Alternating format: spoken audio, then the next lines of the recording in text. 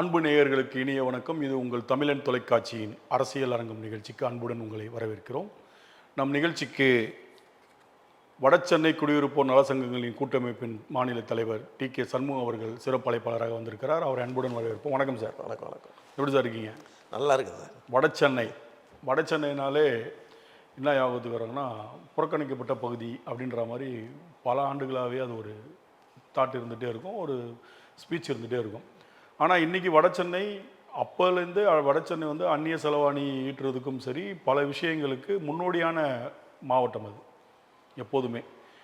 இப்போ வடசென்னைக்கு பல்வேறு திட்டங்கள் கொடுத்துருக்கிறதா ஆளும் கட்சியும் ஆண்ட கட்சியும் மாறி மாறி சொல்லிகிட்டு இருக்காங்க. இப்போ நீங்கள் குடியிருப்போர் நல சங்கம்னும் போது என்ன மாதிரியான இந்த கூட்டமைப்பு இது?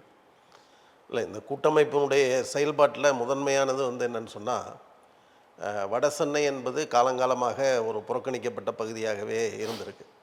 இன்னும் சொல்ல போனால் சென்னையிலேருந்து ஒரு டிஸ்கனெக்ட் ஏரியா அப்படின்னு சொல்லலாம். அந்த மாதிரி ஒரு இருக்கக்கூடிய ஒரு பகுதி. எதன் அடிப்படையில் டிஸ்கனெக்ட் ஏரியான்னு? டிஸ்கனெக்ட் ஏரியான்னு சொல்லும்போது உங்களுக்கு வந்து என்னென்னு சொன்னால், ஒரு அரசாங்கத்தினுடைய திட்டங்களில் அந்த திட்டங்கள் போடும்போது 10 பிரிட்ஜு ஒரு முறை அறிவித்தாங்க. 10 பிரிட்ஜில் ஒரே ஒரு பிரிட்ஜு தான் வடசென்னைக்கு. அதுவும் வடசென்னைன்னு சொல்லும்போது அது டவுட்டனோட நின்றுச்சு. அதுக்கப்புறம் மிகப்பெரிய போராட்டங்களுக்கு பிறகு தான் வடசென்னையில் வந்து அதை கன்சிடர் பண்ணணும்னு சொல்லி கவர்மெண்ட் வந்து முடிவு பண்ணாங்க. ஆனால் அது ரொம்ப லேட்டு. பொதுவாக வடசென்னையை வந்து ஒரு கிரைம் சிட்டின்னு வந்து பிராண்ட் பண்ணுறாங்க. இப்போ குற்றங்கள் என்பது ஒரு நகரத்துக்கு மட்டும் உரித்தானது கிடையாது. குற்றங்கள் நடப்பதற்கு ஏராளமான சமூக பின்னணிகள் இருக்குது, அரசியல் பொருளாதார பின்னணிகள் இருக்குது. ஆனால் வடசென்னையை வந்து திட்டமிட்டு வந்து அது ஒரு கிரைம் சிட்டி, அது வந்து குற்றவாளிகளுடைய நகரம் அப்படின்னு சித்தரிக்கிறாங்க. இல்லை, அது ஒரு காலத்தில் இருந்தது. இப்போ சிட்டிலேயே எல்லா குற்றவாளிகளும் இருக்காங்க. ஆமாம், அதை தான் நாங்கள் சொன்ன ஏரியாவை நம்ம டார்கெட் பண்ணவே முடியும். இப்போ நீங்கள் வந்து சினிமாவில் நாங்கள் சினிமா டைரக்டர்களுக்கெல்லாம் வேண்டுகோள் விடுத்தோம்.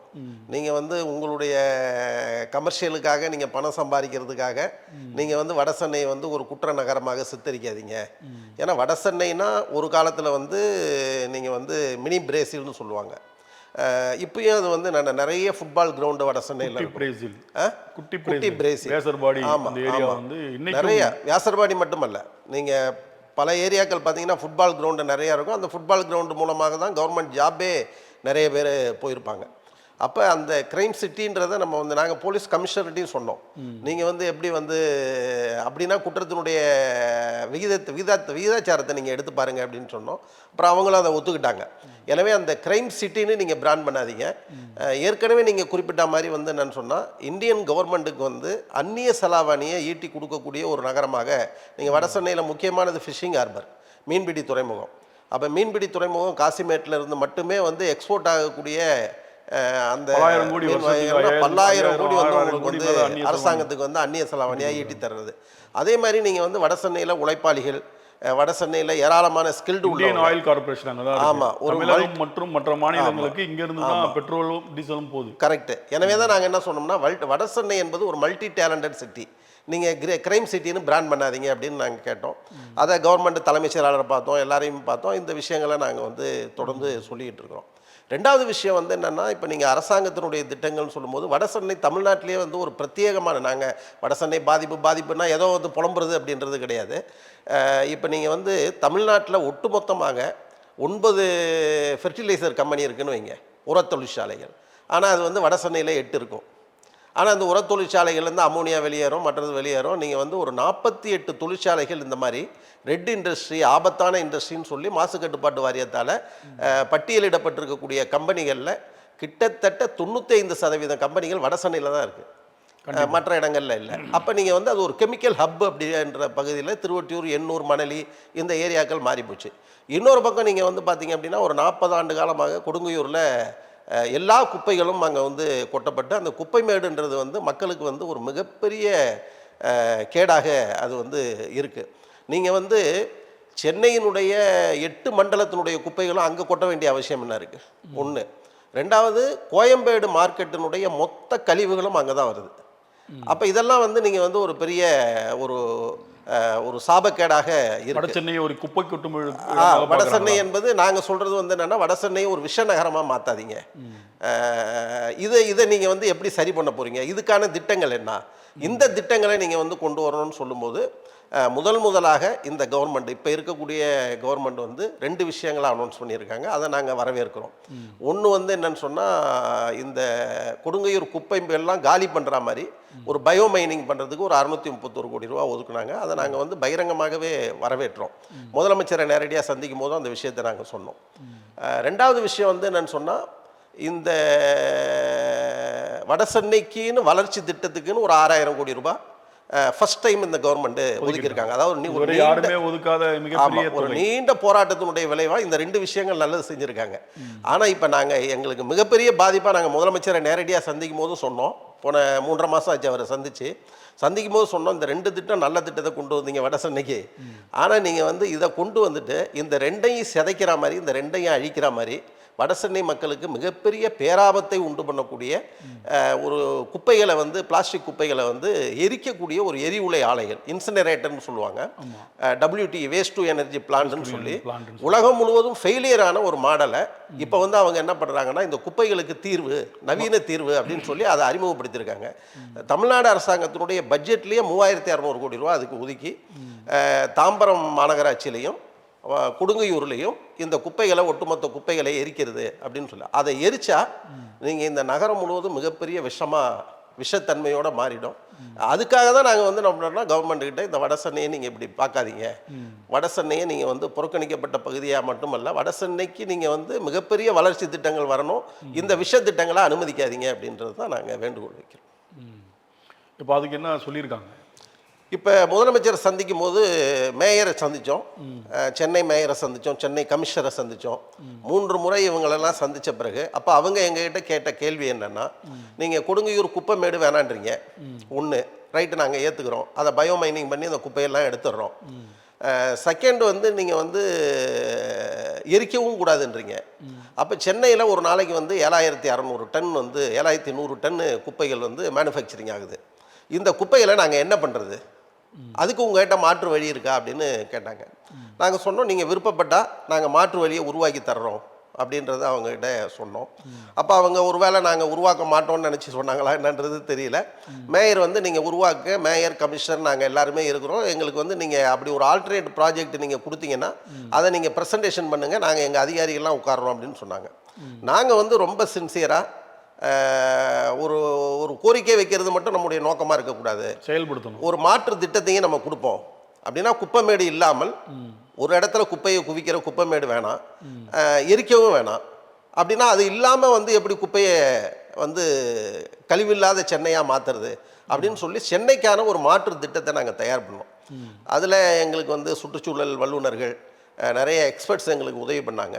ஒரு 6 ரவுண்டு 7 ரவுண்டு உட்காந்து டிஸ்கஸ் பண்ணி கிரீன் சென்னை இனிஷியேட்டிவ், அதாவது பசுமை சென்னைக்கான முன்னெடுப்புன்னு சொல்லி திடக்கழிவு மாற்று திட்டத்தை நாங்கள் சென்னைக்கு கொடுத்தோம். அப்படி கொடுக்கும்போது அவங்க வந்து இந்த திட்டத்தை நீங்கள் அமல்படுத்துங்க அப்படின்னு சொன்னோம். அப்போ நாங்கள் சொல்லும்போது அதில் இந்த குப்பைகள் நமக்கு 7200 டன் குப்பைகள் ஒரு நாளைக்கு சென்னையில் வருதுன்னு வைங்க. அதில் 5000 டன்னு குப்பைக்கு மேலே ஈரக்குப்பைகள் தான். இப்போ நீங்கள் கோயம்பேட்டில் வர்ற மாதிரி வெட் வேஸ்ட்டுன்னு சொல்லுவாங்க. இந்த ஈரக்குப்பைகள் முழுவதையும் நாங்கள் என்ன அவங்களுக்கு ஆலோசனை சொன்னோம்னா, இதை நீங்கள் வந்து உரமாக்கிற முடியும், பயோகேஸ் பண்ண முடியும், பயோ சிஎன்ஜி மூலமாகவும் கேஸ் பண்ண முடியும், பெரிய லெவலில் பண்ண முடியும். அப்போ அதுக்கு வந்து நீங்கள் என்ன பண்ணுங்கன்னா, டீசென்ட்ரலைஸ் பண்ணுங்கள். எங்கெங்கே குப்பைகளை கலெக்ட் பண்ணுறீங்களோ, இப்போ நீங்கள் உதாரணத்துக்கு கோயம்பேடு இருக்குது, கோயம்பேடு குப்பையை நீங்கள் இன்னொரு இடத்துக்கு கொண்டு போக தேவையில்லை. கோயம்பேடுலேயே ஒரு பயோ சிஎன்ஜி நீங்கள் வச்சிங்கன்னா, உரமாக்குற சென்டர் வச்சிங்க அப்படின்னா டிரான்ஸ்போர்ட்டேஜ் உங்களுக்கு மிச்சமாகும், ஏராளமான விஷயங்கள் உங்களுக்கு மிச்சமாகும், கழிவில்லாத சென்னையாகவும் மாற்றுறதுக்கு. இந்த மாதிரி நீங்கள் வந்து என்னன்னு சொன்னால், ஒரு பரவலாக்கப்பட்ட ஒரு 300 மையங்களை உருவாக்குங்க அந்தந்த ஏரியாவில் அந்தந்த ஏரியா. அப்போ அவங்க வந்து என்னென்னா, இடம் அப்படின்ற ஒரு பிரச்சனை வரும்போது, இடம் வந்து ஏற்கனவே அவங்க ஒரு 188 மையங்கள் இருக்குது, கார்பரேஷனுடைய இடம் இருந்தது, அதை க்ளோஸ் பண்ணிட்டாங்க. இந்த எரிவுலை திட்டம் அனௌன்ஸ் பண்ண உடனேயே அதை வந்து க்ளோஸ் பண்ணிட்டாங்க. அப்போ இதை நீங்கள் க்ளோஸ் பண்ணக்கூடாது. இந்த மாதிரி நீங்கள் இடங்கள் முழுவதையும் வந்து என்னன்னு சொன்னால், இந்த உரமாக்கக்கூடிய திட்டத்தை நீங்கள் வந்து கம்போஸ்ட் சென்டர்னு சொல்லுவாங்க, எம்சிசின்னு சொல்லுவாங்க. எனவே நீங்கள் வந்து உரமாக்கக்கூடிய ஏற்பாடுகளை பண்ணணும்னு இந்த 5000 டன் போயிடுது 7000 டன்னில். மீதி இருக்கிற 2200 நாங்கள் என்னென்னா, ஒரு 180 டன்னை தவிர மீதி இருக்கக்கூடிய குப்பைகள் வந்து ட்ரை வேஸ்ட்டுன்னு சொல்லுவாங்க, அந்த உலர் குப்பைகள். அதில் தான் பிளாஸ்டிக்கு மற்றது எல்லாமே வரும். இவங்க என்ன பண்ணுறாங்கன்னா, இந்த மொத்த குப்பையை எரிக்கிறதுன்றது தான் இவங்க திட்டம். நாங்கள் என்ன சொன்னோம்னா, நீங்கள் ஏன் மொத்த குப்பையை எரிக்கிறீங்க, இதை நீங்கள் வந்து செக்ரிகேட் பண்ணுங்கள். செக்ரிகேஷனுக்கான சென்டர் இவங்க எல்லாத்தையும் க்ளோஸ் பண்ணிட்டாங்க. நீங்கள் வந்து குப்பைகளை மக்கள்கிட்ட வாங்குறீங்க, ட்ரை வேஸ்ட்டுன்னு சொல்லி வாங்குறத பிரிங்க முதல்ல. பிரிக்கிறதுக்கான ஆட்களை போட்டு நீங்கள் பிரிக்கும் போது என்னன்னு சொன்னால் இதில் எதெல்லாம் ரீசைக்கிளிங் பண்ண முடியும். ரீசைக்கிளிங் பண்ணுற குப்பைகளை எதுக்கு நீங்கள் வந்து எரிக்கணும்? ரீசைக்கிளிங் பண்ணுங்கள். ரீசைக்கிளிங் பண்ணிங்கன்னா ஏதாவது ஒரு மெட்டீரியலாக அது வரும். அந்த மெட்டீரியல் நம்ம எதுக்காவது யூஸ் பண்ணிட முடியும். எனவே ரீசைக்கிளிங் பண்ணலாம். ரீயூஸ் பண்ணக்கூடிய மெட்டீரியல் எதுன்றதை பாருங்கள், அதை நீங்கள் ரீயூஸ் பண்ணுங்கள். அப்படி நீங்கள் வந்து ரீசைக்கிளிங் ரீயூஸ் பண்ணிவிட்டு மீதம் இருக்கக்கூடிய குப்பைகள் உங்களுக்கு எவ்வளோன்னா வெறும் 180 டன்னு தான் வருது. இந்த 180 டன்னு தான் வந்து நச்சு குப்பைகள். அதை வந்து நீங்கள் வந்து எரிக்க முடியாது, அழிக்க முடியாது. அப்போ நாங்கள் என்ன சொன்னால் அந்த 180 டன்னை என்ன பண்ணுறது அப்படின்னாங்க. இப்போ நீங்கள் 2100 டன்னை எரிக்க போகிறேன்றீங்க, 180 டன்னை என்ன பண்ணுறதுன்னு கேட்குறீங்களா? 180 டன்னை என்ன பண்ணுறதுன்னு சொல்லி இந்த பிளாஸ்டிக் உற்பத்தி பண்ணக்கூடிய கம்பெனிகளை கூப்பிடுங்க, பொதுமக்கள் தரப்பில் இருக்கிற பிரதிநிதிகளை கூப்பிடுங்க, மக்கள் பிரதிநிதிகளை கூப்பிடுங்க, கார்ப்பரேஷன் அதிகாரிகள் இருங்க, எக்ஸ்பர்ட்டை கூப்பிடுங்க, எல்லாரையும் உட்கார வச்சு ஒரு மல்டி ஸ்டேக் ஹோல்டர் ஃபாரம் மாதிரி நீங்கள் டிஸ்கஸ் பண்ணீங்க அப்படின்னு சொன்னால் இதுக்கு ஒரு தீர்வு வர முடியும். அப்போ நாங்கள் சொன்ன தீர்வு நீங்கள் அதுக்கும் தீர்வு சொல்லுங்கள் அப்படின்னாங்க. அப்போ நாங்கள் அந்த ரிட்டன் நோட்டடை நாங்கள் வந்து எழுத்துப்பூர்வமாக கொடுத்துருக்குற அந்த ஆவணத்திலே என்ன சொன்னோம் அப்படின்னா, நீங்கள் அவங்களெல்லாம் கூப்பிட்டு வச்சு பேசும்போது ஒன்று இந்த மாதிரி இருக்கக்கூடிய பிளாஸ்டிக் குப்பைகளை மறுசுழற்சி பண்ண முடியாத குப்பைகளை நீங்கள் வந்து உற்பத்தி பண்ணாதீங்க. ஒருவேளை உற்பத்தி பண்ணாமல் போனால் எங்களுக்கு வந்து லாபம் போயிடும் அப்படின்னு நீங்கள் நினச்சிங்க அப்படின்னா அந்த பிளாஸ்டிக்கினுடைய தரத்தை உயர்த்துறீங்க. நீங்கள் என்ன கவர் போட்டாலும் அந்த கவருடைய தரத்தை ரீசைக்கிளிங் பண்ணுற மாதிரி மறுசுழற்சி பண்ணுற மாதிரி உயர்த்துங்க. அப்படி நீங்கள் அவங்களுக்கு வந்து ஆப்ஷன் கொடுங்க. எடுத்த உடனே தடைன்னு போவேனா அப்படின்னு நாங்கள் சொன்னோம். அதை அவங்க கேட்டுக்கிட்டாங்க. இதை கேட்டுக்கிட்ட பிறகு கடைசியில் என்ன சொல்லிட்டாங்கன்னா, முதலமைச்சர் தான் சார், அவர் தான் சார் முடிவு பண்ணோம் அப்படின்ட்டாங்க. முதலமைச்சரையும் நாங்கள் போய் கடந்த டிசம்பர் மாதம் அக்டோபர் மாதம் 16ஆம் தேதி பார்த்தோம். பார்க்கும்போது அவர் நல்லா தான் ரிசீவ் பண்ணார். அப்போ அவர்கிட்டையும் நாங்கள் இதை சொன்னோம், நீங்கள் 2 திட்டம் வடசென்னைக்குன்னு நல்ல திட்டம் கொண்டு வந்துடுறீங்க, அதை சிதைக்கிற மாதிரி இந்த திட்டம் வருது, நிச்சயமாக இந்த திட்டத்தை நீங்கள் கைவிடணும். நாங்கள் ஒரு மாற்று திட்டம் கொடுத்துருக்குறோம், இந்த மாற்று திட்டம் கிரீன் சென்னை இனிஷியேட்டிவை நீங்கள் அமுல்படுத்தணும் அப்படின்னு நாங்கள் சொன்னோம். அவர் நான் பரிசீலிக்கிறேன்னாரு. அப்புறம் நாங்கள் இன்னொரு ஆப்ஷனும் கொடுத்தோம், இது நாங்கள் உருவாக்கின திட்டம்னு நீங்கள் பார்க்க வேணாம், நீங்கள் ஒரு எக்ஸ்பர்ட் கமிட்டி போடுங்க, கவர்மெண்ட்லேருந்து ஒரு எக்ஸ்பர்ட் கமிட்டி போட்டு இந்த திட்டத்தை எப்படி மேம்படுத்துறதுன்னு யோசிங்க அப்படின்னு நம்ம வந்து சொன்னோம். அப்போ அவர் என்ன சொன்னார்னா, அந்த எக்ஸ்பர்ட் கமிட்டி போடுறதுக்கு ஒத்துக்கிட்டார். இப்போ ஒத்துக்கிட்ட பின்னணியில் 3.5 மாதமாக நாங்கள் வேறு எந்த நடவடிக்கைக்கும் போகாமல் வெயிட் பண்ணும்போது இந்த போன டிசம்பர் மாதம் 30ஆம் தேதி, ஜனவரி மாதம் 30ஆம் தேதி மாநகராட்சி மன்றத்தில் வந்து நான் சொன்னால் இந்த எரிவுலை ஆலை கட்டுறதுக்கு இது வரைக்கும் அங்கே எந்த வேலையும் நடக்கலை. இந்த எரிவுலை ஆலை கட்டுறதுக்கு வந்து 2 தீர்மானத்தை கொண்டு வர்றாங்க. அதாவது என்னென்னா, ரோடு போடுறதுக்கு, ரோடு இல்லாமல் அங்கே உள்ளே போக முடியாது. ஏன்னா அது மொத்தம் 352 ஏக்கர்னாலும் அதில் 75 ஏக்கர் வந்து இவங்க இந்த WTE வேஸ்ட் டு எனர்ஜி பிளான்ட்டுக்காக செலக்ட் பண்ணியிருக்காங்க. அப்போ நீங்கள் ரோடு போடணும்னு தீர்மானம் வரும்போது திருப்பி முதலமைச்சருக்கு நாங்கள் ஒரு கடிதம் எழுதணும். எங்கள் வடசென்னை குடியிருப்பு பொருளாளர் சங்கங்களினுடைய கூட்டமைப்பு சார்பில் ஒரு கடிதம் எழுதி நீங்கள் உடனடியாக நிறுத்தணும் இதை அப்படின்னு சொன்னோம். இதுக்கு மத்தியில் நாங்கள் என்னென்னா, இதை வந்து மூடணும்னா யூகத்தில் எதுவுமே சொல்லலை. இப்போ நீங்கள் மணலி சின்னமாத்தூரில் ஒரு 10 டன் ஒரு நாளைக்கு எரிக்கிற இந்த இன்சினரேட்டர் வச்சுருந்தாங்க. அதை போய் நாங்கள் சாம்பிள் எடுத்தோம். அந்த பாட்டம் ஆஷை போய் சாம்பிள் எடுத்து டெஸ்ட் பண்ணும்போது அதில் வந்து கிட்டத்தட்ட WHO உலக சுகாதார நிறுவனம் அனுமதிக்கப்பட்ட அளவை விட 900 மடங்கு அதிகமாக இருந்தது அந்த நச்சுத்தன்மை. அதில் வந்து கேன்சர் வரும், சரும நோய்கள் வரும், குழந்தை கர்ப்பிணி பெண்களுக்கு வந்து குழந்தை வந்து ஊனமாக பிறக்கும், எதிர்கால தலைமுறையே வந்து மிகப்பெரிய அளவுக்கு பாதிக்கும், நோய்களால் ஏராளமான நோய்கள் அங்கே வந்து வரும். இது வந்து ஒரு 10 கிலோமீட்டர் சரௌண்டிங்க்கு அந்த பாதிப்பு இருக்குன்னு சொல்லி அதை எடுத்து கொடுத்தவொன்னே என்ன பண்ணாங்கன்னா அதை சீல் வச்சுட்டாங்க. இப்போ ஆமாம் உண்மைதான் அப்படின்னு அது மாசு கட்டுப்பாட்டு வாரியம் போய் தேசிய பசுமை தீர்ப்பாயத்துக்கு போய் நடந்து இப்போ அதிகாரப்பூர்வமாக அதை மூடிட்டாங்க. இப்போ வந்து என்னென்னா 50 டன் அங்கே கொடுங்கையூரில் இந்த இது வர்றதுக்கு முன்னாடி கொடுங்கையூர் 50 டன் இப்போ எரிச்சிக்கிட்டு இருக்காங்க. அங்கேயும் நாங்கள் போய் ஸ்டடி பண்ணி அங்கேயும் நாங்கள் போய் கேட்கும்போது வந்து என்னென்னு சொன்னால் அவங்க என்ன சொன்னாங்கன்னா, நாங்கள் ஆலோ பிளாக் கல் தயார் பண்ணுறோம். நாங்கள் இப்போ இந்த 2100 டன்னு 3600 டன்னுன்றது வந்து இப்போ அவங்க அறிவிச்சிருக்கிறதுல அது வந்து மின்சாரம் தயார் பண்ணுறது, இது வந்து ஆலோ பிளாக் கல்லுன்னாங்க. சரி, இந்த எரிக்கும் போது நீங்கள் பாட்டம் சாம்பல் வருது, அடி சாம்பல் வருது, அதை எங்கே கொண்டு போய் கூட்டுறீங்க அப்படின்னா அவன் வந்து சொல்ல தெரில, அவனுக்கு பதில் இல்லை. மேக்னு ஒரு கம்பெனி தான் கார்பரேஷன் கொடுத்துருக்காங்க, பதில் கிடையாது, எதுவுமே கிடையாது. அப்புறம் நாங்கள் என்ன பண்ணோம், தகவல் உரிமை சட்டத்தில் போட்டோம். 2 முறை நாங்கள் ஆய்வு பண்ணோம். தகவல் உரிமை சட்டத்தில் மாசு கட்டுப்பாட்டு வாரியத்திட்ட போட்டு நிறைய கேள்விகளை கேட்டிருந்தோம். அந்த கேள்விகளில் எங்களுக்கு அதிர்ச்சிகரமான தகவல் என்னன்னு சொன்னால், 2016 இந்த திடக்கழிவு மேலாண்மையினுடைய விதி உருவாக்கப்பட்ட 2016 விதி இருக்கு பாருங்க, அந்த விதியில் ஒன்று கூட அமுலாகலை. ஏன்னா ஏராளமான விதிமீறல்கள். அந்த ஆஷை வந்து எங்கே கொண்டு போய் கொட்டுறான்னு தெரியாது. அதில் வந்து லிச்சேடுன்னு ஒரு கழிவு வரும். அந்த கழிவு தண்ணியை எங்கே போடுறாங்க அப்படின்றது தெரியாது. இதை ரொம்ப செக்யூராக பண்ணணுன்றது ரூலு. இந்த ஆஷை கொண்டு போய் ஒரு கண்காணா இடத்துல, மக்கள் இல்லாத இடத்துல அவன் உள்ள காங்கிரீட் சிமெண்ட் போட்டு மண்ணை போட்டு புதைக்கணும். ஏன்னா நிலத்தடி நீர் கெட்டு போயிடக்கூடாதுன்றதுனால.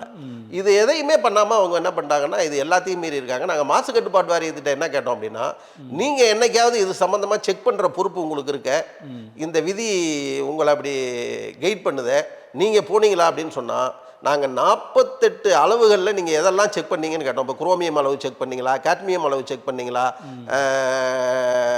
டயாக்சின் பியூரான் இருக்கு அதை செக் பண்ணீங்களா, உலகத்திலேயே 5 நஞ்சுன்னு சொல்லக்கூடிய மெர்க்குரியை நீங்கள் செக் பண்ணீங்களா, இதெல்லாம் ஹெவி மெட்டல்ஸு, இதெல்லாம் நீங்கள் செக் பண்ணீங்களான்னு கேட்கும்போது அவங்க என்ன சொன்னாங்கன்னா, இந்த 48 அம்சங்களில் 3 மட்டும்தான் செக் பண்ணியிருக்காங்க. மீதி 45 அவங்க செக் பண்ணலை. சரி, செக் பண்ணதில் உங்களுக்கு என்ன ரிசல்ட்னா, அவங்க எல்லா விதியும் மீறி இருக்காங்க. அப்போ நீங்கள் என்ன பண்ணீங்கன்னு கேட்கும்போது, நாங்கள் சோகாஸ் நோட்டீஸ் கொடுத்தோம். சோகாஸ் நோட்டீஸ் கொடுத்தீங்களா, அதுக்கு அவன் பதில் கொடுத்தானா, சரி உங்கள் பதில் நீங்கள் வந்து ஒரு டைம் அவனுக்கு கொடுத்து அதை பதில் கொடுக்கலன்னா அந்த கம்பெனி மேலே நீங்கள் என்ன நடவடிக்கை எடுத்தீங்க அப்படின்னா, இதுக்கு எதுவுமே பதில் கிடையாது, இது இல்லை அப்படின்னு சொல்லியிருக்காங்க. அப்போ என்னன்னா, மக்களுடைய உயிரா அல்லது அரசாங்கத்தினுடைய திட்டமா அப்படின்னு வரும்போது, நீங்கள் நிலத்தை சீரழித்து, மண்ணை சீரழித்து, தண்ணியை சீரழித்து, நிலத்தடி நீரை கெட்டு போக வச்சு, காற்றை கெட்டு போக வச்சு, மக்களுடைய உயிருக்கு மிகப்பெரிய ஆபத்தை உருவாக்கி, அப்படி ஒரு திட்டம் வடசென்னைக்கு எதுக்கு? எனவே தான் நாங்கள் என்ன சொல்கிறோம், நீங்கள் வடசென்னையை வந்து வளர்ச்சி திட்டம் கொண்டு வாங்க அப்படின்னு சொன்னால், நீங்கள் ஒரு பக்கம் வளர்ச்சி திட்டமும், இன்னொரு பக்கம் சில 6000 கோடி ரூபா ஒதுக்கிட்டு, இன்னொரு பக்கம் நீங்கள் வந்து பயோமைனிங் பண்ணிவிட்டு, நீங்கள் வந்து இப்படி ஒரு வடசென்னையை விஷமாக்குற திட்டத்தை கொண்டு வர்றீங்களா, இதை நீங்கள் கைவிடணும். அந்த 50 டன் எரிவுலை ஆலையம் மூடணும். உங்களுடைய ப்ரொப்போஸில் இருக்கக்கூடிய, நீங்கள் அந்த ஆலோசனையில் இருக்கக்கூடிய அந்த 2100 டன் எரிவுலை எரிக்கிறது அப்படின்றதையும் நீங்கள் கைவிடணும் அப்படின்றத நாங்கள் கேட்குறோம்.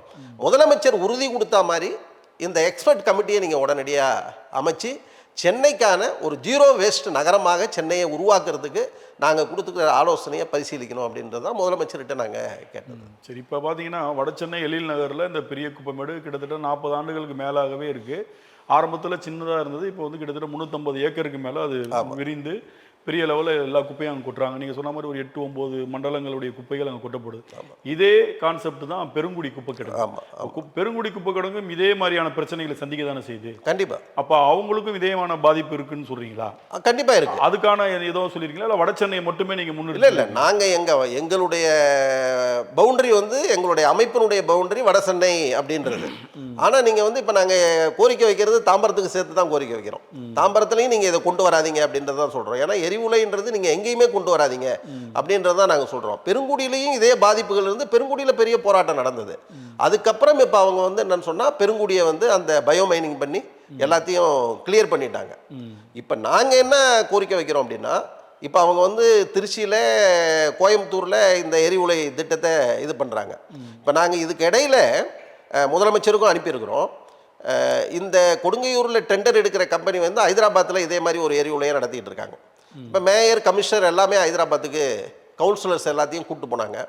அப்போ நாங்கள் அங்கே இருக்கிற சிவில் சொசைட்டி ஆர்கனைசேஷனையும் கான்டாக்ட் பண்ணி அவங்களையும் நீங்கள் மீட் பண்ணுங்கன்னு நான் கமிஷனர்கிட்ட பேசணும், மேயர்கிட்ட பேசணும். அவங்க சந்திக்கலை என்ன ஒன்றா, சரி அங்கே என்ன பாதிப்பு இருக்குன்னு நாங்கள் ஒரு விசிட் போனோம்.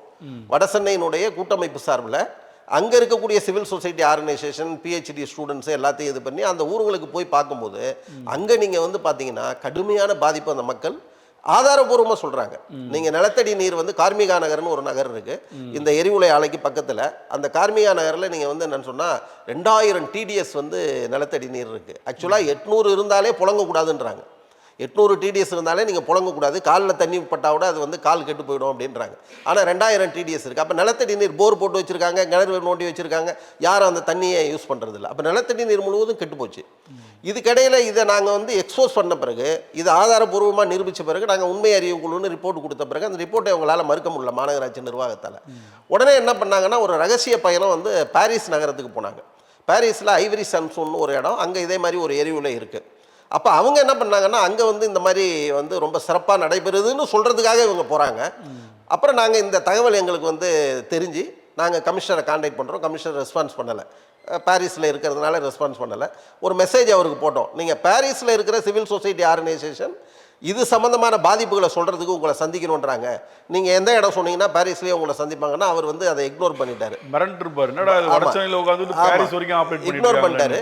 அப்புறம் நாங்க அந்த பாரிஸ் அமைப்பு என்ன சொன்னாங்க அப்படின்னா, இது சம்பந்தமா நீங்க ஆதாரபூர்வமா ஏதாவது நீங்க டெஸ்ட் எடுத்திருக்கீங்களா, பரிசோதனை பண்ணிருக்கீங்களா அப்படின்னு கேட்கும்போது கலெக்டிவ் 3Rன்னு ஒரு அமைப்பு, யூரோப்பியன் கண்ட்ரிஸ் முழுவதும் செயல்படக்கூடிய ஒரு அமைப்பு, அவங்க என்ன ஒரு ரிப்போர்ட் கொடுத்தாங்க அப்படின்னா, பாருங்க எவ்வளவு அதிர்ச்சிகரமான, நாங்க சொல்றது எதுவுமே பொய் இல்லைன்றது தெரியுது. அதாவது இந்த எரிவுலை ஆலைக்கு 1 கிலோமீட்டர் தூரத்தில் ஒரு கோழி பண்ணை இருக்கு, பெரிய கோழி பண்ணை நிறுவனம் இருக்கு. அந்த கோழி பண்ணையில இந்த ஆஷ் பரவுது இல்லையா, காத்துல பரவுது இல்லையா, சாம்பல் பரவுது பாருங்க, அந்த பரவி அந்த கோழி தீவனங்கள் இருக்கு இல்லையா, அந்த கோழி தீவனத்தை அந்த கோழி சாப்பிட்டு போடக்கூடிய முட்டையில வந்து டயாக்சின் இருக்குன்னு கண்டுபிடிச்சிட்டாங்க. அடேங்கப்பா. முட்டையில டயாக்சின் இருக்குன்னா அதை சாப்பிட்றவங்களுக்கு எல்லாருக்குமே கேன்சர் வரும் அப்படின்றதும் ப்ரூஃப் ஆயிருச்சு.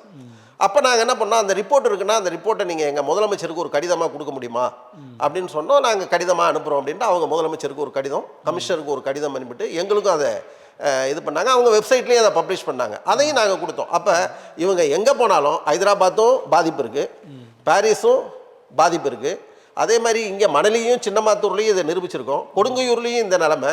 அப்போ எல்லா இடத்துலையுமே இது ஒரு நச்சுத்தன்மை வாய்ந்தது, மக்களுக்கு பாதிப்பு உள்ளது அப்படின்னு நிரூபித்த பிறகும் இந்த திட்டத்தை கொண்டு வரணும்னு ஏன் துடிக்கிறீங்க அப்படின்றது தான் அரசாங்கத்தை பார்த்து நாங்கள் கேட்கக்கூடிய கேள்வி.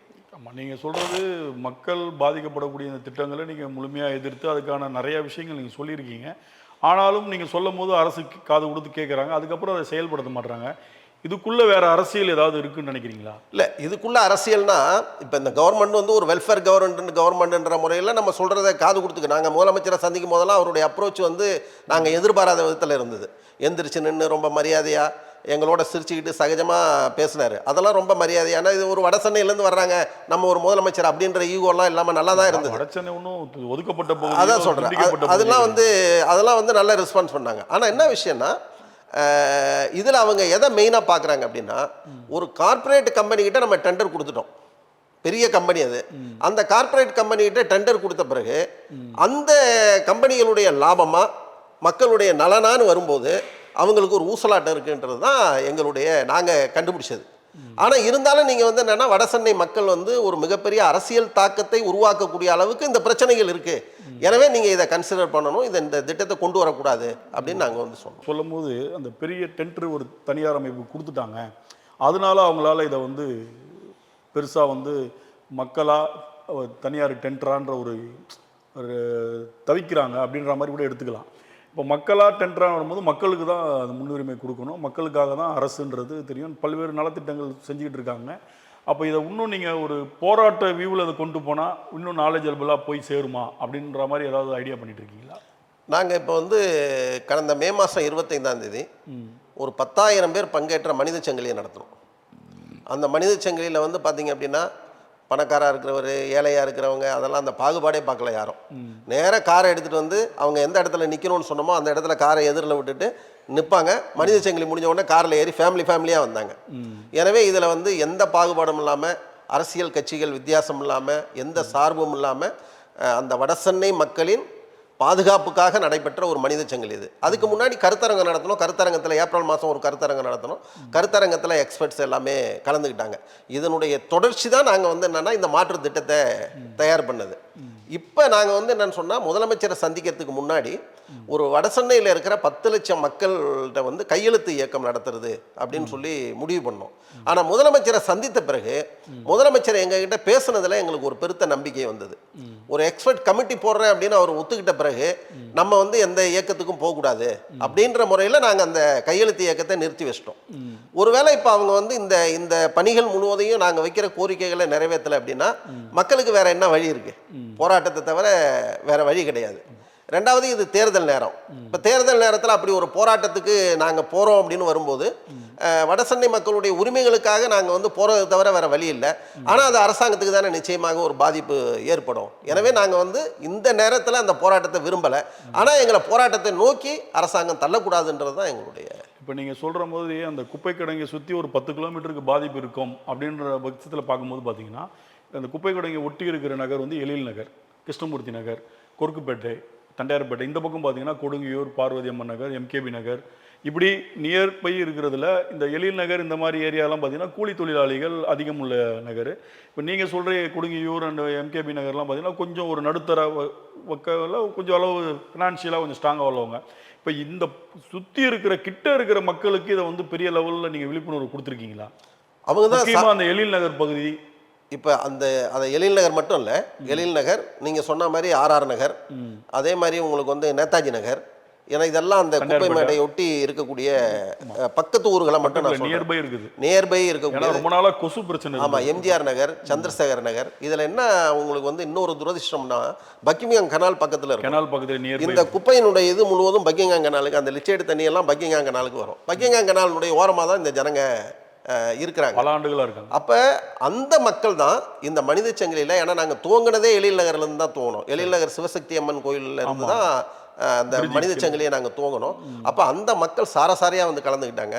அந்த மக்களுக்கு என்னன்னா, நீங்கள் நேற்று கூட நாங்கள் ஒரு சர்வே பண்ணுறதுன்னு சொல்லி அந்த பகுதியில் மக்கள்கிட்ட வந்து கருத்து கேட்கறதுன்னு சொல்லி ஒரு முடிவு பண்ணியிருக்கோம்.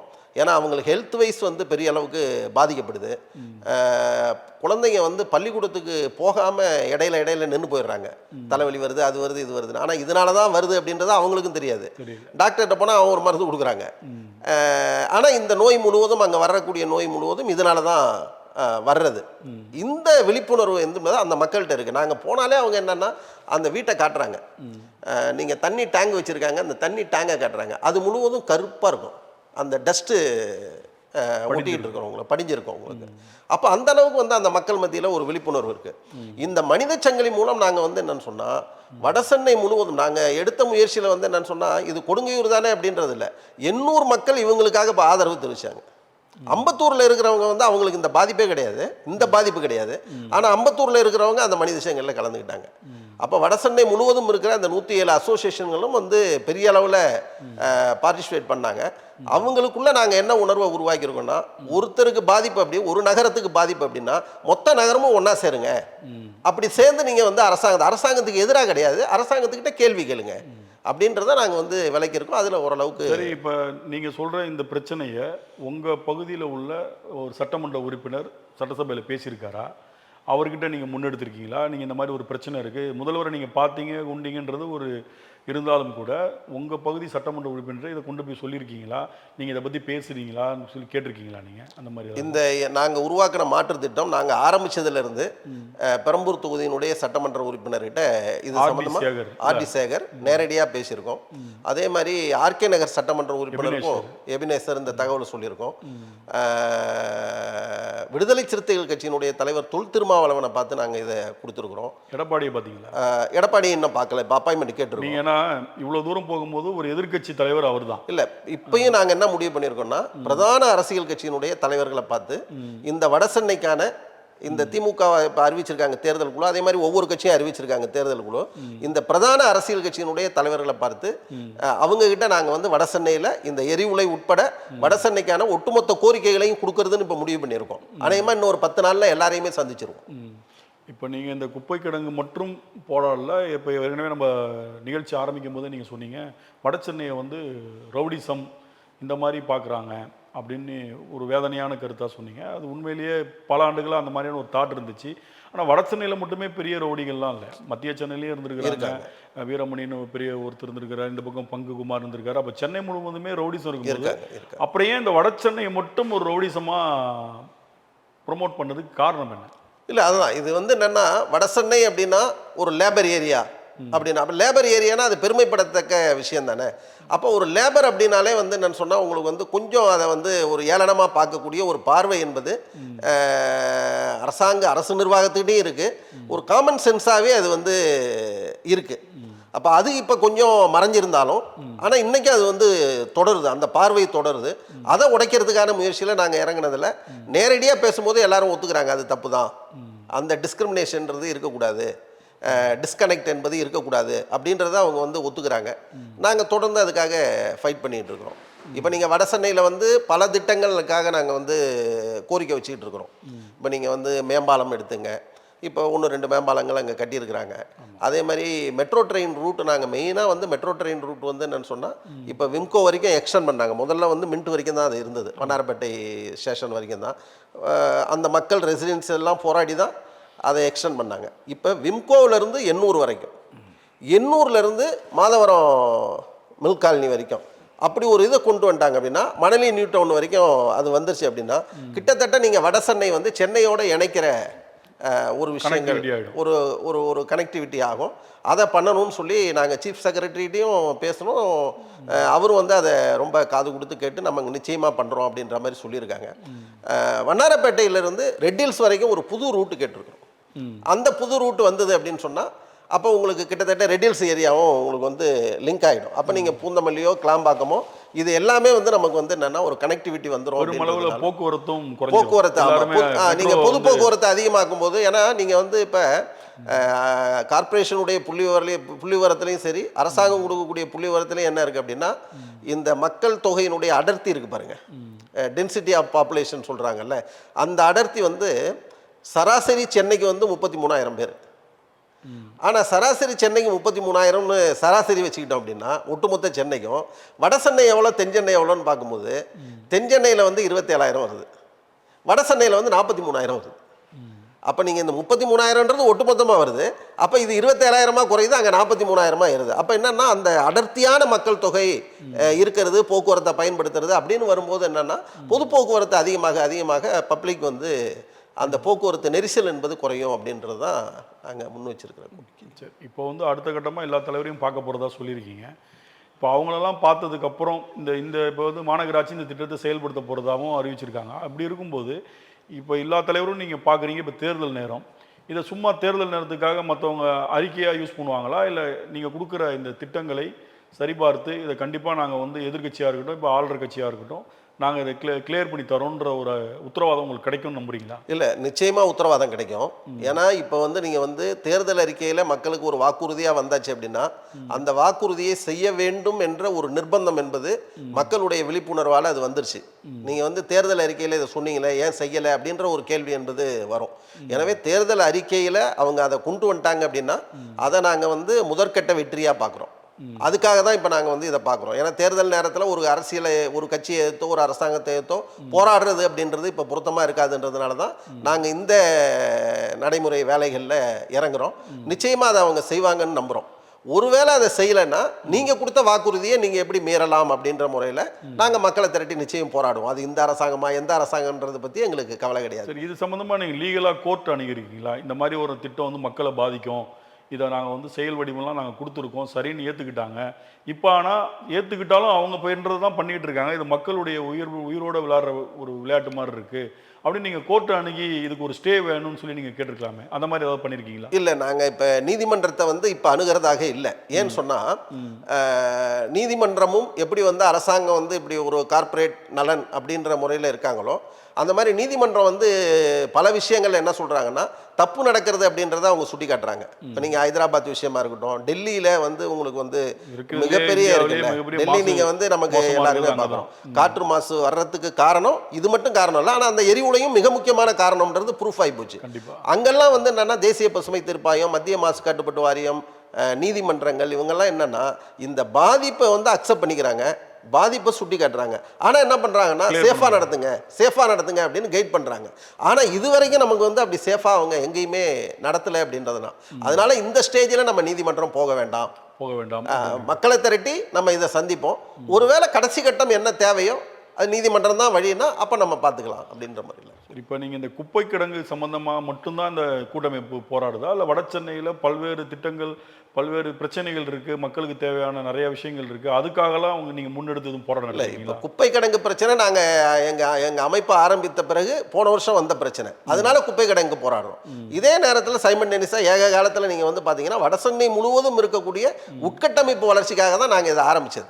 வடசென்னை கூட்டமைப்பினுடைய நோக்கம் என்னன்னா, வடசென்னையினுடைய உட்கட்டமைப்பு வளர்ச்சியில் ஒரு மாற்று ஆலோசனைகளை கொடுக்கறது அப்படின்ற முறையில் தான் கொடுத்தோம். அதில் நீங்கள் ஸ்கூல்ஸு, அதில் நீங்கள் பிரிட்ஜஸ்ஸு, போக்குவரத்தில் வந்து என்னென்ன மாற்றங்கள் கொண்டு வரணுன்றது, அதே மாதிரி நீங்கள் சுகாதார கட்டமைப்பில் வந்து எவ்வளோ பெரிய முன்னேற்றங்கள் தேவைன்றது.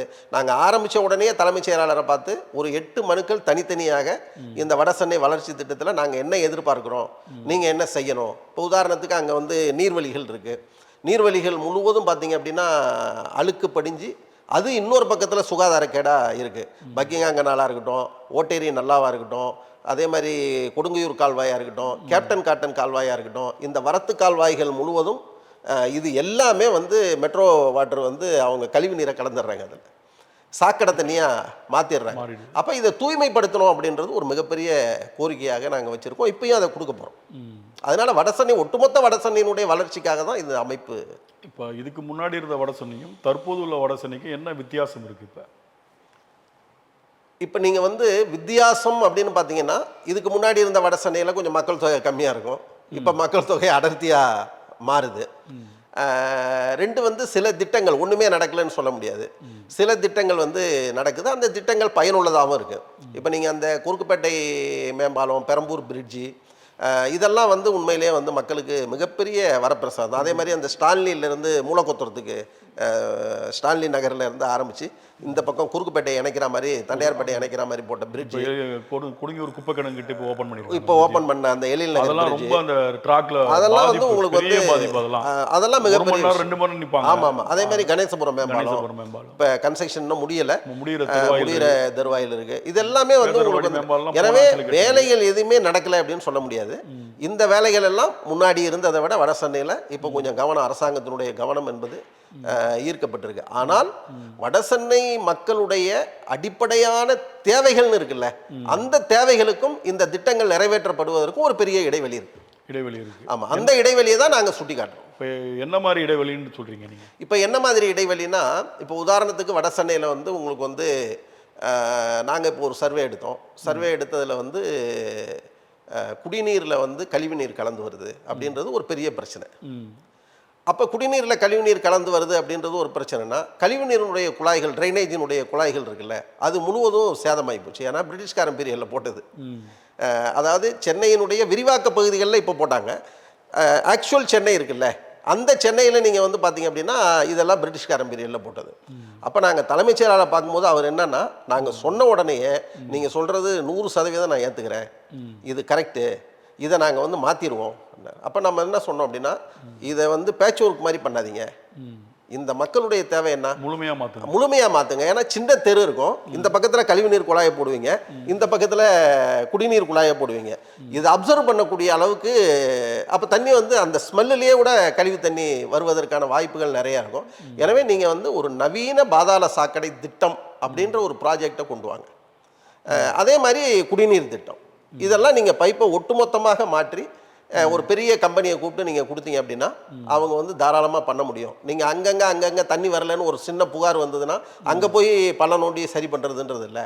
அப்போ ஒட்டுமொத்த சென்னைக்கான ஒரு ப்ராஜெக்ட் என்பது இதில் நீங்கள் பண்ணணும் அப்படின்னு சொன்னால் கவர்மெண்ட் அதை ஏற்றுக்கிட்டாங்க. அந்த மாதிரி ஒரு இது வந்து ஒரு மிகப்பெரிய தேவை இல்லை. இவ்வளோ காலம் கழித்து நீங்கள் சென்னைக்கு வந்து குடிநீர் கூட ஒழுங்காக கொடுக்க முடியல அப்படின்னு வர்றது வந்து அது நம்ம எல்லாருக்குமே கஷ்டமான காரியம் தானே. அந்த மாதிரி அதுதான் நாங்கள் வந்து பெரிய தேவைன்னு சொல்கிறோம். அதே மாதிரி நீங்கள் வந்து நான் சொன்னால் இந்த இபி ஒயர் போகுது பாருங்கள் மேலே, இபி ஒயர்ன்றது ஏற்கனவே இருந்தது, இப்பயும் அது இருக்குது. இந்த கேபிள்ஸ் ஒயர் நிறைய வந்து உங்களுக்கு வந்து இப்போ நீங்கள் வந்து ஜியோ அது இது லொட்டு லொஸ்க்குன்னு ஏராளமான. ஆமாம், வடசென்னையினுடைய தெருக்கள் வந்து ரொம்ப குறுகிய தெரு. இவங்க கோயிலுக்கு வந்து ஒரு தேர் கொண்டு போகணுன்னா கூட, ஒரு வண்டியை கொண்டு போனோம்னா, ஒரு சாவு ஊர்வலம் ஒரு பெரிய வண்டியை வச்சு கொண்டு போகணுன்னா கூட கிட்டத்தட்ட பார்த்தீங்கன்னா அங்கே வந்து ஒரு பெரிய பாதிப்பாக இருக்குது. அப்போ இது எல்லாத்தையுமே ஒழுங்குபடுத்தணும்னா ஒன்று மண்ணில் புதைக்கிற மாதிரி பண்ணலாம், இதெல்லாம் பண்ண முடியும், தாராளமாக பண்ண முடியும். அந்த மாதிரி வந்து இப்போ நீங்கள் வந்து சென்னையை அழகுபடுத்துகிறோம் 2.0 இந்த மாதிரிலாம் சொல்லும்போது உங்களுக்கு வந்து அதெல்லாத்தையும் பண்ணணும். இப்போ நீங்கள் second master plan, first master plan போட்டாங்க, இப்போ தேர்டு மாஸ்டர் பிளான் அறிவிக்கிறாங்க. நாங்கள் என்ன சொன்னோம் அப்படின்னா, நீங்கள் 2 மாஸ்டர் பிளானை போட்டதில் உங்களுக்கு என்ன அனுபவம், இந்த அனுபவத்தை பரிசீலித்து நீங்கள் தேர்ட் மாஸ்டர் பிளானுக்கு போனீங்கன்னா பரவாயில்ல. இப்போ செகண்ட் மாஸ்டர் பிளானில் உதாரணத்துக்கு அவங்க என்ன சொன்னாங்க அப்படின்னா, ஐஏஎம் ஒன்று இங்கே ஆரம்பிக்கணும், அதாவது இப்போ வந்து ஐஐடி இருக்குது, ஐஏஎம் ஒன்று ஆரம்பிக்கணும் அப்படின்ற மாதிரி சொல்லியிருக்காங்க. இவ்வளோ காலம் செகண்ட் மாஸ்டர் பிளான் முடிஞ்சு 78ல் போட்டது, இப்போ அது கிட்டத்தட்ட முடிஞ்சு போச்சு, இவ்வளோ காலம் முடிஞ்சு போச்சு. அப்போ அதை ஏன் பண்ணலை, ஏன் இது பண்ணலை? நாங்கள் கூட என்ன சொன்னோம்னா, சரி நீங்கள் மாதவரத்தில் தான் நிறையா அரசாங்கத்தினுடைய நலம் இருக்கு, அங்கே ஒரு ஐஏஎம் ஒன்று ஓப்பன் பண்ணுங்க நீங்கள் அப்படின்ற மாதிரி சொன்னோம். ஈவன் கொடுங்கையூர் குப்பமேட்லேயே நாங்கள் என்ன கேட்டோம் அப்படின்னா, நீங்கள் 252 ஏக்கர் நிலம் உங்களுக்கு கிடைக்க போகுது, அந்த 75 ஏக்கர் ஈரநில பகுதிகள் இருக்குது, மொத்தமாக எடுத்தீங்க அப்படின்னா அங்கே ஒரு கால்வாயும் உள்ளே போகுது. நீங்கள் ஒரு ட்ரீட்மெண்ட் பிளான் போட்டு அங்கே வந்து ஒரு எக்கோ பார்க்கை உருவாக்குங்க, ஒரு சுற்றுச்சூழல் பூங்கா, பெரிய பூங்காவை நீங்கள் உருவாக்குங்க. அப்படி உருவாக்கிட்டு நீங்கள் வந்து என்னென்னு சொன்னால் கோட்டூர்புரம் மாதிரி அண்ணா நூற்றாண்டு நூலகம் மாதிரி ஒரு பிரம்மாண்டமான நூலகத்தை ஒரு 6 மாதம் 7 மாதம் தங்கி பசங்க அங்கே படிக்கணும் அப்படின்னு சொன்னால், ஆராய்ச்சி பண்ணணும் அப்படின்னு சொன்னால், தமிழ்நாடு முழுவதும் இருக்கிற மாணவர்கள் வந்து போகிறதுக்கு ஏற்ற மாதிரி இவ்வளோ பெரிய இடம் இருக்குது. இது ரெண்டையும் நீங்கள் பண்ணுங்கன்னு நாங்கள் கொடுத்த மாற்று திட்டத்தில் கொடுத்தோம். அவங்க வந்து அதை கன்சிடர் பண்ணுறேன்னு சொல்லியிருக்காங்க. இந்த மாதிரி மக்களுடைய தேவைகளில் இந்த இடைவெளி இருக்குது. இந்த இடைவெளியை இட்டு நிரப்பணுன்றது தான் நாங்கள். இப்போ நீங்கள் முதல்ல சொல்லும்போது இந்த மனித சங்கிலி போராட்டத்தில் ஒரு 10 லட்சம் பேர்கிட்ட கலந்துக்கிட்டாங்க அப்படின்னும் போது பொதுவாக உங்களுக்கு வந்து அந்த தொகுதியிலேருந்து பெரும்பான்மையினர் கலந்துருப்பாங்க. இப்போ நீங்கள் ஒரு நல்ல விஷயத்துக்காக அந்த முன்னெடுத்து இந்த மனித சங்கிலி போராட்டம் பண்ணும்போது இவ்வளோ பேர் வந்திருக்காங்கன்ற ஒரு புள்ளி விவரம் நீங்கள் சொல்லும்போது, இப்போ நீங்கள் உங்கள் அமைப்பு சார்பாக போய் முதல்வரையோ எதிர்க்கட்சி தலைவரையோ பார்த்து கோரிக்கை வைக்கிறதுக்கு வச்சுக்கிட்டு இருக்கீங்க, போய்கிட்டு இருக்கீங்க. இப்போ வரும் தேர்தலில் உங்கள்லேருந்து ஒரு பிரதிநிதியை தேர்ந்தெடுத்து சட்டமன்றத்துக்கு அனுப்பக்கூடிய ஒரு ஐடியா ஏதாவது இருக்கா? இத்தனை லட்சம் பேர் நமக்கு சப்போர்ட் பண்ணும்போது நம்ம கூட்டமைப்பு சார்பாக சுயேட்சையாக அந்த தேர்தலில் போட்டிக்கிட்டு நம்மால் ஒருத்தர் போய் சட்டசபையில் இந்த குப்பை கிடங்குக்கோ மற்ற விஷயங்களுக்கோ குரல் கொடுக்கறதுக்குன்னு அந்த மாதிரி ஏதாவது ஐடியா இருக்கா? அந்த மாதிரி ஏதாவது இந்த தேர்தலில் போட்டிடுறதுக்கு வாய்ப்பு இருக்கா உங்கள் அமைப்பு சார்? நிச்சயமாக வடசென்னை கூட்டமைப்பினுடைய தலைவர் என்ற முறையில் எனக்கோ இல்லை கூட்டமைப்பினுடைய நிர்வாகிகளுக்கோ அப்படி ஒரு எண்ணமோ அப்படி ஒரு இலக்கோ அப்படி ஒரு விதியோ எங்களுக்கு வந்து கிடையாது. எங்களை பொறுத்த வரைக்கும் வடசென்னைக்காக பாடுபடக்கூடிய எல்லாரையும் ஒன்றிணைக்கிறது. அது வந்து இவங்க அவங்க அவங்க இவங்கன்றதெல்லாம் இல்லை, எல்லாரையும் ஒன்றிணைக்கிறது, எல்லாரையும் பயன்படுத்துறது. நம்ம நோக்கம் வடசென்னை டெவலப் ஆகணும். அதை தவிர நான் சொல்றது என்னன்னா, இல்லை நீங்கள் சொல்றது பிரதிநிதியா ஒரு சட்டமன்றத்தில் அந்த கூட்டமைப்பின் குரல் ஒழிக்கும் போது நமக்கு தேவையான ஒரு சில விஷயங்களை ஒரு சட்டமன்ற உறுப்பினராக நம்ம போய் பேசும்போது அதோடைய அழுத்தம் வேற லெவலில் இருக்கும். இல்லை அது அந்த மாதிரி என்ன எங்களுக்கு இப்போ இல்லை, இப்போதைக்கு இல்லை. அப்போ யாரையாவது ஆதரிக்கக்கூடிய வாய்ப்புகள் இருக்கா? அப்படியும் கிடையாது.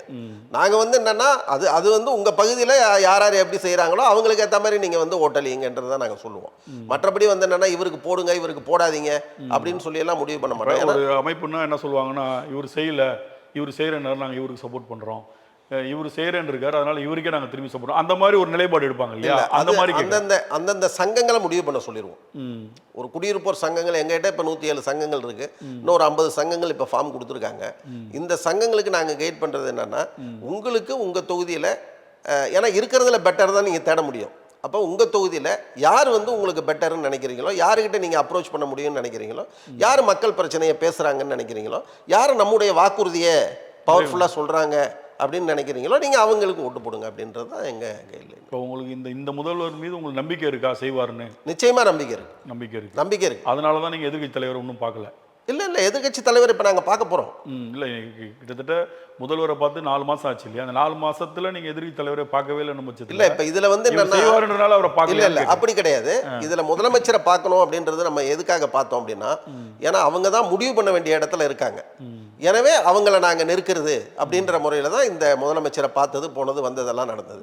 இப்போ இது தேர்தல் காலம்னு வந்த பிறகு எல்லா அரசியல் கட்சிகளும் மக்களும் நோக்கி வர ஆரம்பிக்கிறாங்க. அப்போ வர ஆரம்பிக்கிற சூழல்ல நாம வந்து வடசென்னை கூட்டமைப்பு வடசென்னைக்கான திட்டங்களை இதை கொடுக்குது. இதை பற்றி நீங்கள் எல்லாம் சொல்கிறீங்க அப்படின்றத கேட்கறது நல்லதுன்ற போல தான் கொடுத்தமே தவிர, மற்றபடி இந்த இதில் இவங்களை வேணாம் அவங்கள வேணாம் அப்படின்ற மாதிரி இல்லை. யார் அரசாங்கத்துக்கிட்ட வந்து செய்யக்கூடிய இடத்துல இருக்காங்களோ அவங்கள அப்ரோச் பண்ணுறதுன்ற முறையில் தான் இது வரைக்கும் பண்ணிட்டு இருக்கோம். ஆமாம், இப்போ நீங்கள் வடசென்னைன்னு சொல்லும் போது வடசென்னையில் பிறந்து வளர்ந்து இன்னைக்கு தமிழக அரசியலில் பெரிய லெவலில் கலங்கிட்டு இருக்கிற ஒரு குறிப்பிட்ட ஒரு நிறைய பேர் இருக்காங்க. அதில் குறிப்பிட்டு சொல்லணும்னா முன்னாள் பாண்டிச்சேரி கவர்னர் தமிழிசை அவர்களை சொல்லலாம், இப்போ இருக்கிற செல்வம் பெருந்தகையை சொல்லலாம். இந்த மாதிரி நிறைய பேர் இங்கேருந்து போய் பெரிய லெவலில் இருக்காங்க. அவங்க ஒரு வடசென்னையிலே வாழ்ந்தவங்கன்ற முறையில் அவங்களெல்லாம் போய் சந்திச்சு இதை பற்றி சொல்லியிருக்கீங்களா? இல்லை, செல்வ பெருந்தகையை பார்த்தோம். செல்வ பெருந்தகையை வந்து நாங்கள் வந்து பார்த்தோம். செல்வ பெருந்தகை அமைச்சர் சட்டமன்றத்தில் நாங்கள் வேற ஒரு வேலையாக போகும்போது அவரும் இருந்தார். அவரை பார்த்தோன்னா அவர் என்ன பண்ணிட்டாருன்னா இதில் ரொம்ப உற்சாகமாகி அவர் அமைச்சர் நேருவை, ஏன்னா அவர் கொருக்குப்பட்டையில் தான், ஆமாம் அமைச்சர் நேருவை பார்த்தாரு. நேருவை எங்களை கூப்பிட்டு போய் பார்த்துட்டு இந்த திட்டத்தை கைவிடணும் அப்படின்னு அவரும் கேட்டுக்கிட்டு அவர் என்ன பண்ணாருன்னா கொடுங்கியூருக்கே வந்தார். கொடுங்கியூருக்கு வந்து அந்த இப்போ அந்த 50 டன் சொல்கிறோம் இல்லையா, அந்த 50 டன் எமிஷன் இதை வந்து ஒரு 3 அடி நாங்கள் உயரமாக தூக்குறோம், புகை வந்து மேலே போகுனாரு. நாங்கள் சொன்னோம் நீங்கள் எப்படி தூக்குனாலும் அது பாதிப்பு தான். ஏன்னா அவர் அந்த கணக்கு குழு தலைவராகவும் இருக்கிறதுனால அவரையும் நாங்கள் பார்த்தோம். தமிழிசை அவர்களை பார்த்தீங்க? தமிழிசையை பார்க்கல, ஏன்னா ஒரு ஒன்றிய அரசோட ரெப்ரசன்டேட்டிவ் பொறுப்பு. இப்போ நாங்கள் எல்லாரையும் பார்ப்போம். சரி, எல்லாரையும் பார்த்தும் இந்த தேர்தலுக்குள்ள அதுக்கு ஒரு தீர்வு கிடைக்கலன்னா உங்களுடைய நிலைப்பாடு என்னவா இருக்கும்? மிகப்பெரிய போராட்டம் வெடிக்கும், மிகப்பெரிய மக்கள் போராட்டம் வெடிக்கும் கண்டிப்பாக. உங்களுடைய அமைப்பு சார்பில் ஒரு நல்ல ஒரு முன்னெடுப்பான ஒரு பிரச்சனையை கையில் எடுத்து நீங்கள் பண்ணிகிட்டு இருக்கீங்க. உங்களுடைய அந்த பிரச்சனை தீர்வு கிடைக்கணும்னு தமிழன் டிவி வாயிலாக உங்களை நாங்கள் சொல்லிக்கிறோம். உங்களுடைய நேரத்தை ஒதுக்கி பல்வேறு கருத்துக்களை இந்த வடசென்னை மக்களுக்காக அந்த குப்பை கிடங்கில் இருக்கக்கூடிய தீங்குகளை ஆணி வேறு அக்கு வேறாக விட்டு வைத்திருக்கீங்க.